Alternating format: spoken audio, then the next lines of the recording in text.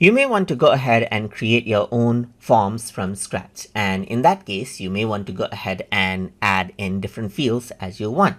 So let's start ahead and start with the name field in the form. In that case, just like with any other blocks, you can click on the plus button and then type in name, and you can see that name field pops up right here just like this. And simply you can see that this is a name block right here where people can input out their name right here. So as with any other blocks, you can go ahead and change this out. Let's say, for example, change around the padding and so forth right here, just like this.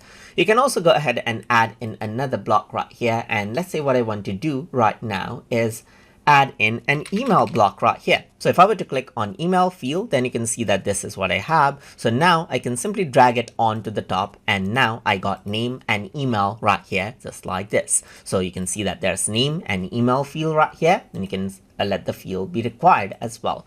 So this is what you have, and if I were to go ahead and save this out right here, you can see that these are linked together already. So if I were to go ahead right here, and let's say, for example, in the name field, I'm just going to go around and add in my name, and then I'm going to go around and add in my email address and click on submit, then both of the field information will be submitted. So now if I were to go around onto this particular block, let's say, for example, then go around onto view form responses, then you'll be able to see that the form responses for these two particular information is shown up just like this. And that is how you can go ahead and utilize name and email field block inside of wordpress.com to go ahead and start your own custom form and then create your own fields as you like.